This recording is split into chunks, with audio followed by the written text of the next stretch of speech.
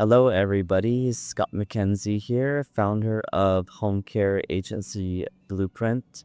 Today, I'm going to be diving in what it looks like to create a proper policies and procedures manual. We get this question a lot. Quite a few people come to us to get this created for their agency to not only pass licensing, but put a proper infrastructure in place for their agency. So today I'm going to do kind of like a semi-deep dive in what exactly is in a policy and procedure manual, and to also provide my insight of what I know from just experience working with a bunch of agencies and getting them licensed, as well as operating my own agency, Golden Age Companions, out of California. So yeah, I'm just going to jump in here. So I'll be covering what's inside of a policy and procedure manual, just to get started here. Also, if you're new to my channel, welcome in. If you are visiting on multiple of my videos, welcome back. So thanks for coming by. So, why a policy and procedure manual is like super important.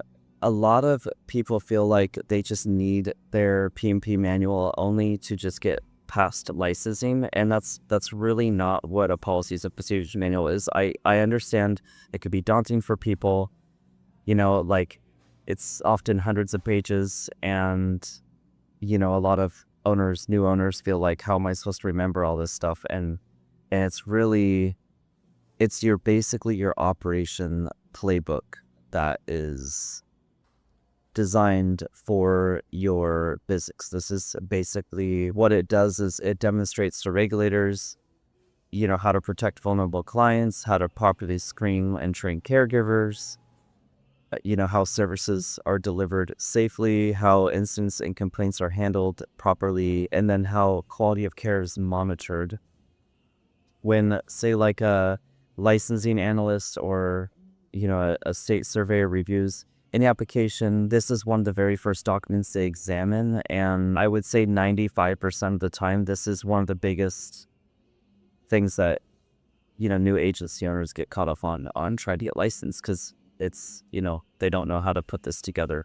And, it's not just one thing of like writing the manual or knowing how to write it. It's really understanding what's in it. And every state is so different on what goes inside a policy and procedure manual.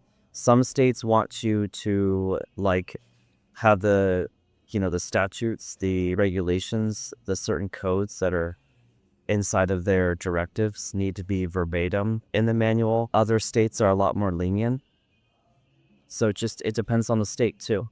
At the end of the day, the common variable here, though, is it's essentially the Bible on how your home care agency operates from A to Z. That's pretty much what it is. A lot of people don't talk about that. Everyone's throwing around the terms policies and procedures like it's just nothing. I just need this to get my license. Well, most people don't really understand what's in it. So I'm gonna continue on here.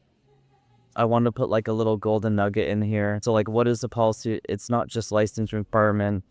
It's basically your operating system for your business. If it's built correctly, it trains your staff, protects your agency legally, ensures regulatory compliance, and allows your business to scale smoothly. And, we do say like there are agencies that do come back to us too that are growing and scaling that actually have their policies redone, because they're finding that they're not, like, maybe they got a basic level complete to get past in licensing, but then now they have to have it redone because that's really not doing the job that the policy manual was created to do as you start growing, and growing it in your business. So as far as what surveyors, like the analysts at the state, whatever state you're in, this is very common for all states. Like, it doesn't matter, out of any of the 50 states, even, we've even worked with some agencies in the UK and Canada. Regulatory bodies are looking for this is common stuff. So if you think like, well, I'm in Nebraska, or I'm in Missouri, or I'm in Florida, or I'm in Nevada, or I'm in Arizona, is this applied to me? Yes, it does. Because this is for every single state. This is a common ground of what regulatory bodies look for. So there's some things like agency administration structure. They want to know like how your agency, like your admin, is set up. Also keep in mind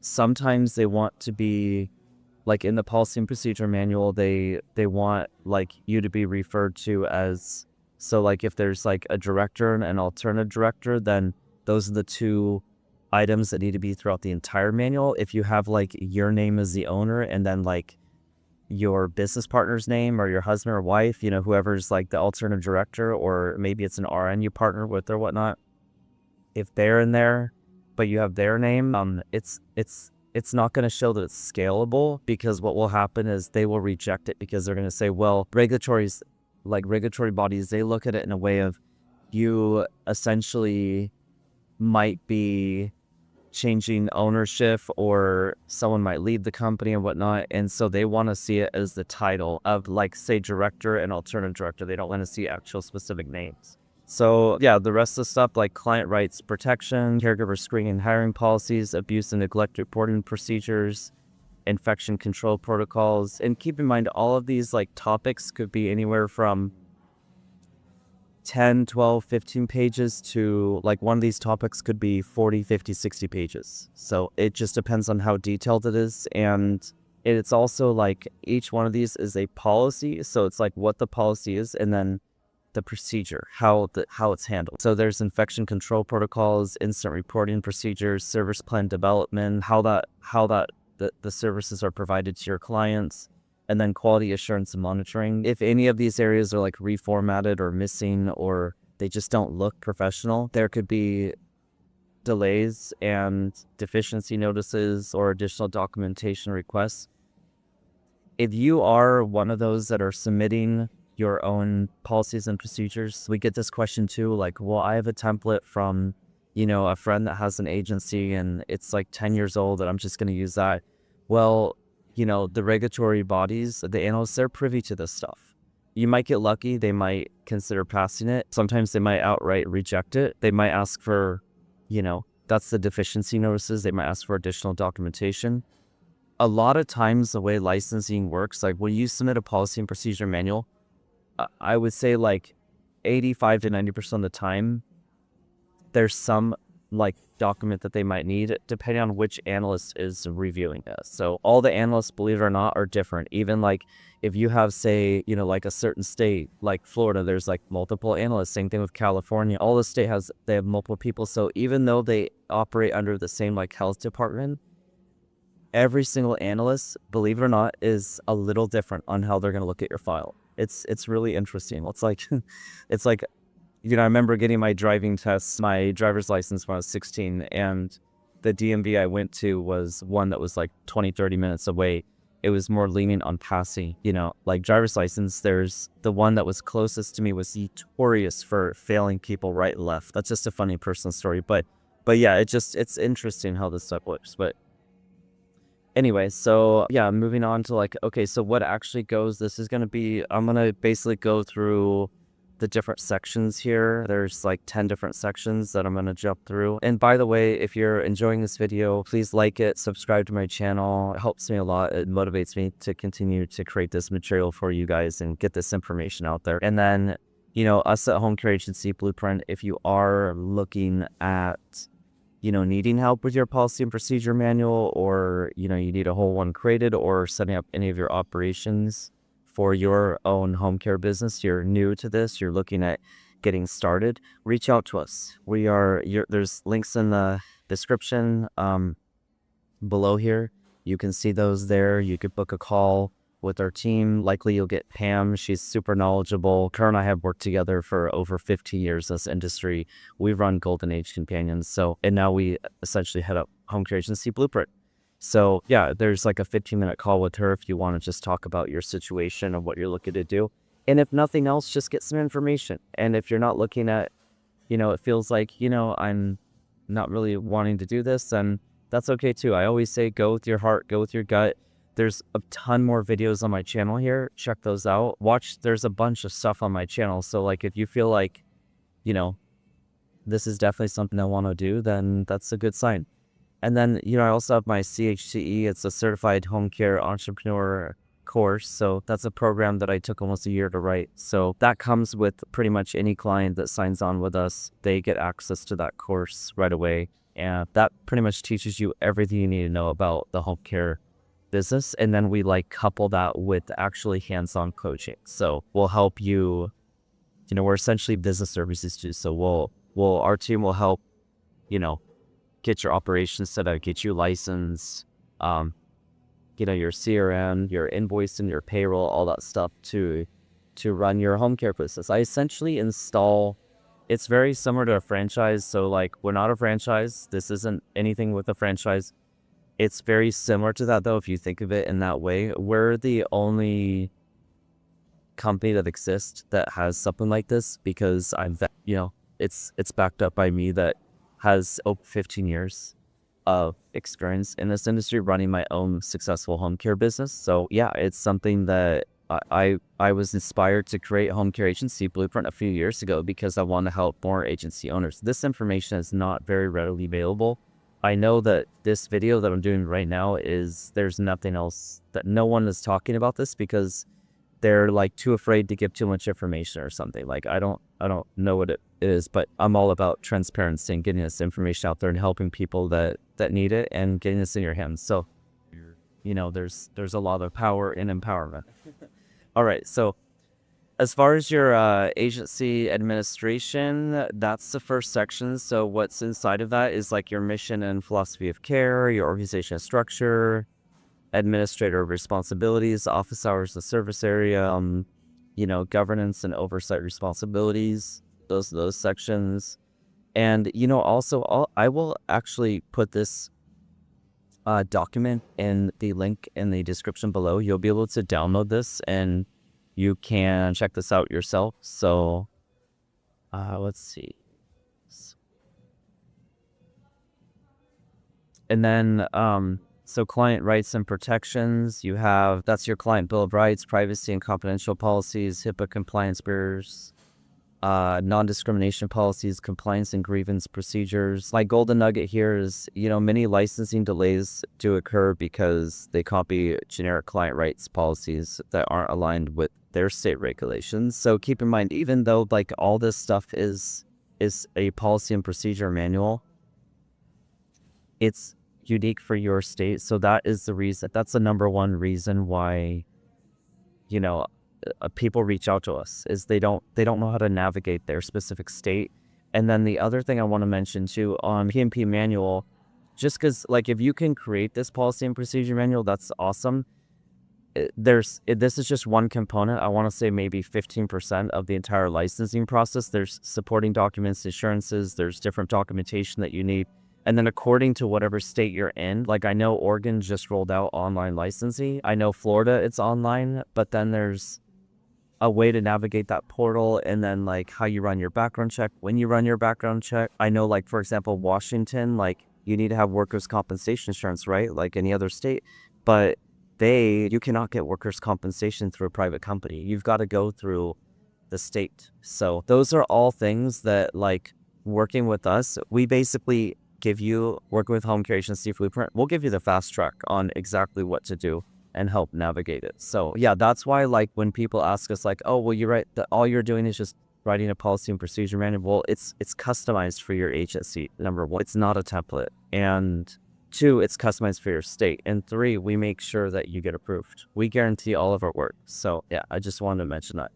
Now, the section 3 here, your client intake and admission. So that's like outlines referral process, all of your client intake procedures, initial needs assessment, service agreements, care plan development. And then for caregiver hiring and screening, that includes your background check requirements, reference verification procedures, credential validation, all of your TB screening and drug testing policies. The golden nugget here is, one of the most common reasons agencies fail surveys is improper caregiver screening policies. So that's something that a lot of people don't know. They want to see background checks completed before employment, verification of training credentials, and clear hiring standards. So if you have weak hiring policies, that will trigger deficiencies. Section 5 is caregiver training orientation. Agencies must demonstrate how caregivers are trained and evaluated.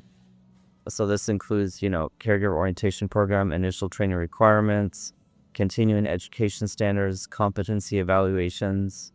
This shows regulatories, the analysts, that staff members are properly prepared to provide care safely.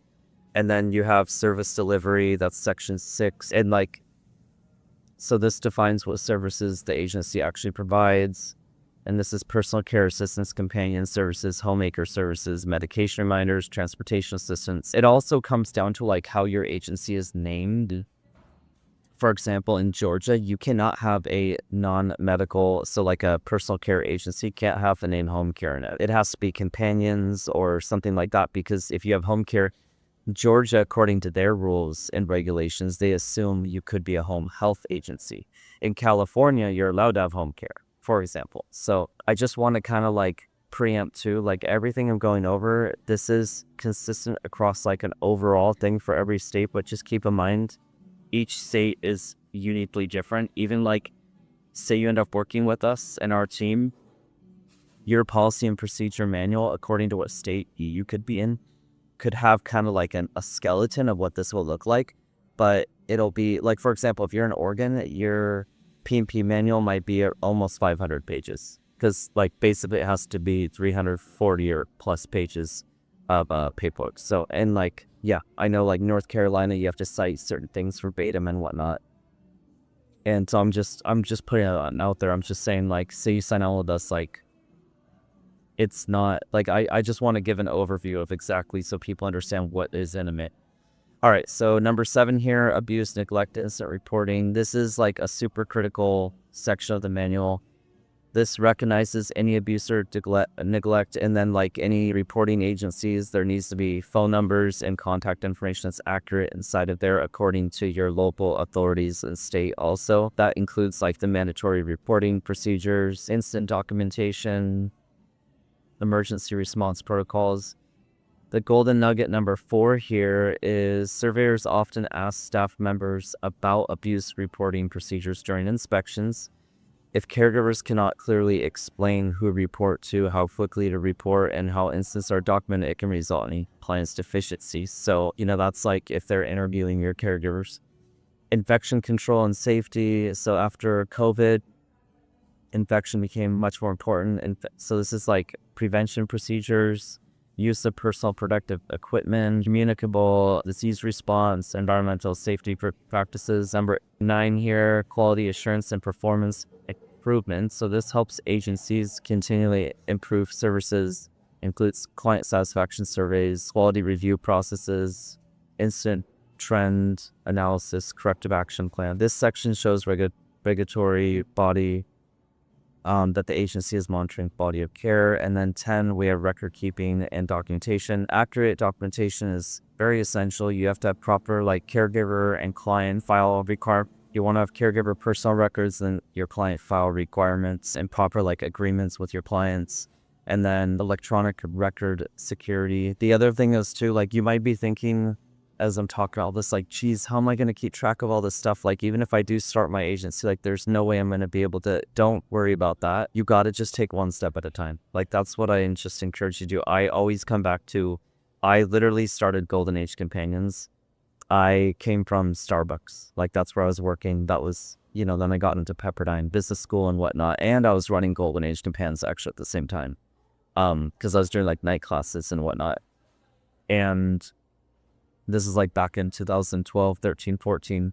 And then Golden Age really started to pick up after I got out of school. But I took it one step at a time, even like reviewing all the directives. Like I remember California became licensed, like their health department is California Department of Social Services. They end up creating the licensing rules in 2016. So my agency existed before licensing existed in California. And then everyone had to become licensed. And that was really challenging. I literally picked up the directives and I read all of them.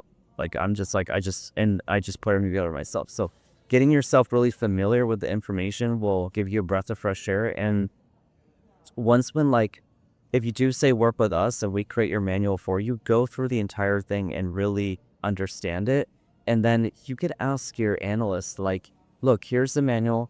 What do I need to do? What do I need to know? What are the most important things I need to be aware of? So you don't be afraid to ask, like they don't expect you to memorize every word. So just know that. I mean, at the end of the day, like the whole point of this is like they want to be sure that you're providing quality care to the vulnerable population, which are usually seniors or those that are needing care, and that you're taking care of your caregivers. They're getting, as an employee, right? They're being taken care of as well. And all the proper everything is in place where it's like you're just, it's a vulnerable population. So that's why they're so strict on this stuff, is because like you might be sending a caregiver out to a client's home that they could be on, hospice, and maybe they can't even speak, and you're sending a caregiver out there that patient is very vulnerable. So it's up to you, as owning your own agency, that you've hired that caregiver to go out to that home. That's the reason why this stuff is so strict, because like you're basically sending another body, another person that you have verified that is a proper, background checked and screened person to go out to that home to take care of that person that maybe can't even speak for themselves. So that's why this stuff is so strict, because, like if there's agencies that are, and it happens all the time. I mean, I've seen it, but like if there's agencies that are just sloppy on just hiring people and just sending them off, and they're barely interviewing them or not running background checks or whatnot, that's really bad, because that can be like abuse, basically. Like if that caregiver doesn't care, or like not everybody is good in this world, you know what I mean? So unfortunately, so that's why these rules are in place, to protect the population. So golden edit 5 here, your policy and procedure manual should also include forms that support all the policies. For example, like instant report forms, caregiver train logs, client intake forms, and client documentation forms. This demonstrates that your policies are actually operationalized. That's super important. So like a proper policy and procedure manual, I put an overview here of 150 to 350 pages. Like I said, we just did a P&P manual for organ form for clients. It's 545 pages. So, which is pretty crazy for a non-medical agency, but that's really what they require up there. They want every single thing documented. And then final thoughts. Yeah, if you're looking at getting started, I kind of went over this, but ensures your agency is, safely, ethically, and in full regulatory compliance. When this is built correctly, it becomes a foundation, supports long-term growth and high-quality care. So, yeah, like I mentioned before, if you're looking at getting started with your own agency, if you're new, if you're an RN, or you work in healthcare, or like maybe you're not familiar with home care at all, book a call with us, book a call with our team, and we can help you identify exactly if you even want to get into this industry. Maybe it's like a full go, and like even looking for a solution for a long time, you're like, finally, like there's someone here to help and support me get my agency going. We have all kinds of programs. We even have a program called Agency. I just actually launched this 2 weeks ago. It's called Agency in a Box, and it's $5,000. And basically we set up your whole infrastructure for you. We were able to refine some systems on our end with our team and build out everything, because what we're finding is a lot of people just want to get licensed and get their policies done and get their initial agency started. And then if they want some extra branding or a website, or like get Medicaid or payer, like for example, credentialed with insurances, those are other add-on services we could do later, because our packages go up over 10 grand. We have some that are as low as 2,500. So yeah, just definitely reach out to us if you're looking at getting in the home care industry, and welcome to the home care family if that's what you're looking to do. And thanks again for being here and watching my video. And again, my name is Scott McKenzie, and I am the founder here of home care agency Blueprint, and looking forward to seeing you on the other side. Thanks so much, you guys.